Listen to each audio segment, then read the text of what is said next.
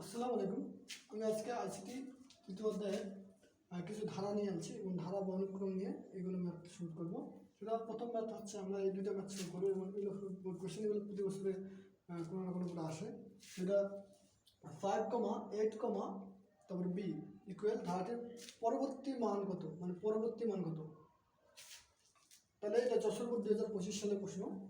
আর পরেরটা হচ্ছে 4, 8,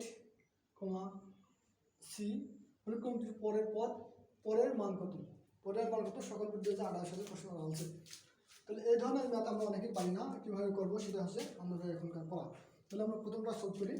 তাহলে আমরা প্রথম কাজ হচ্ছে এটা কোন ধরনের ধারা, মানে কোন ধরনের সংখ্যা পদ্ধতি। 1 নম্বর হচ্ছে ধারাটার ব্যবধান বের করা লাগবে। 2 নম্বর হচ্ছে কোন ধরনের ধারা, মানে কোন ধরনের সংখ্যা পদ্ধতি আছে। অবশ্যই বি ব্যবহার হয়েছে, তাহলে অবশ্যই এটা হেক্সা ডেসিমেলে আছে। হেক্সা ডেসিমেলে অবশ্যই ব্যক্তিগত 16 মনে রাখবেন। তাহলে আমরা এখন ধারাটা একটু তুলিয়ে নিই। জাস্ট 5, 8, বি এটার পরবর্তী সংখ্যাটা এসেছে। আগে প্রথম কাজ হচ্ছে আমরা যদি কোনো একটা সংখ্যার পরের সংখ্যা চাই তাহলে আমরা 1 যোগ করি, কিন্তু পরবর্তী শেষে তাহলে অবশ্যই ধারাটার আগে ব্যবধান বের করা লাগবে। ব্যবধানটা যত হবে তত যোগ করব। যদি আমরা 1 যোগ করি তাহলে হবে না। আমরা ধরো জিজ্ঞেস করলাম যে 7 সংখ্যাটা অক্টেল পদ্ধতিতে যে 7 থাকে এটার পরবর্তী সংখ্যাটা কত। তাহলে আমরা জানি কি 7 এর সাথে আমরা 1 যোগ করলে বাকিটা পেয়ে যাবো, তাই 10 হবে। তাহলে এটা আমরা হচ্ছে অক্টেলে যদি পারি, মানে জাস্ট কোনো একটা সংখ্যা দিয়ে 1 চাইছি, কিন্তু এটা ধারা, মানে এটা একটা অনুক্রম।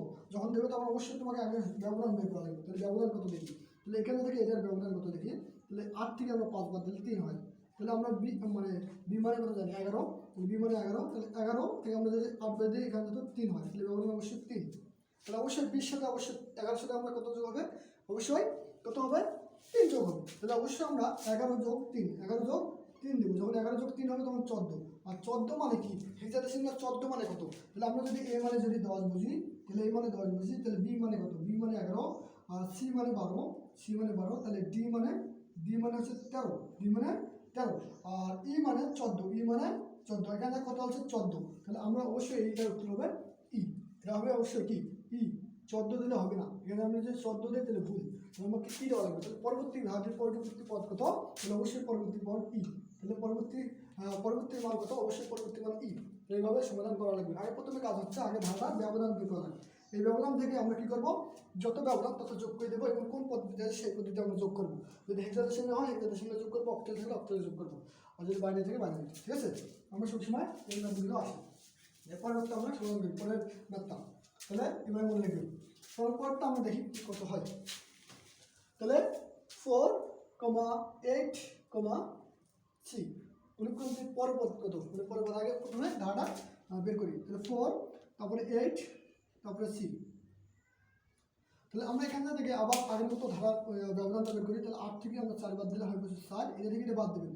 তাহলে সি মানে কত, সি মানে একটু আগে গেলাম, সি মানে কত, যদি এ মানে তোমার 10 হয় তাহলে বি মানে কত, বি মানে হচ্ছে 11, আর সি মানে অবশ্যই 12। তাহলে অবশ্যই 12 এখানে আছে, তাহলে অবশ্যই আর 12। তাহলে যে 12 থেকে আমরা 4 বাদ দিলে আবার 4, তাহলে অবশ্যই এর সাথে 4 যোগ হবে। তো 4 যোগ হলে কত হবে, আমি যদি 4 যোগ করি তাহলে দেখো আমরা যদি ই তোমার হচ্ছে ই 12 থেকে 4 যোগ করলে কত 16, 12 থেকে 4 যোগ করলে কত 16 হয় না, 12 আর তোমার 12 আর 4 যোগ করলে 16। আর হেক্সা ডেসিমেলে কি 16 লেখা যায় না, আমরা যদি 15 আসতো তাহলে 15 আসলে এই লিখতে হবে। আর 16 থাকলে কী হবে, তার ভিত্তি বিয়োগ করা লাগবে। তাহলে আমরা 16 থেকে আমরা যদি বিয়োগ যোগ করতেছি তাহলে ভিত্তি বিয়োগ করলে হয় 0, আর একবার বিয়োগ করতে যদি হাতে থাকতে 10, অবশ্যই এর পরবর্তী পদ 10, তো 10 এভাবে কিন্তু বের করা লাগবে। তাহলে আমরা এভাবে বের করবো। তাহলে প্রত্যেকটি পদের নিয়ম হচ্ছে আমরা এখান থেকে প্রথম কাজ হচ্ছে কোন পদ্ধতিতে আছে এটা বোঝা, এবং দ্বিতীয় কাজ হচ্ছে ধারাটার ব্যবধান কত, তৃতীয় কাজ হচ্ছে ধারার যত ব্যবধান রাখবো তত কী করবো, যোগ করবো, আর বিয়োগ করবে বলে বিয়োগ করবো। বুঝছেন, আমরা পরের পদ হলে যোগ, আর পরের পদ হলে দুটো যোগ হবে, আর ওটা চালবে না। তাহলে আমরা পরবর্তী বার করার জন্য চেষ্টা করবো, এবং এইভাবে যদি করার চেষ্টা করেন তাহলে অবশ্যই হবে। ধন্যবাদ।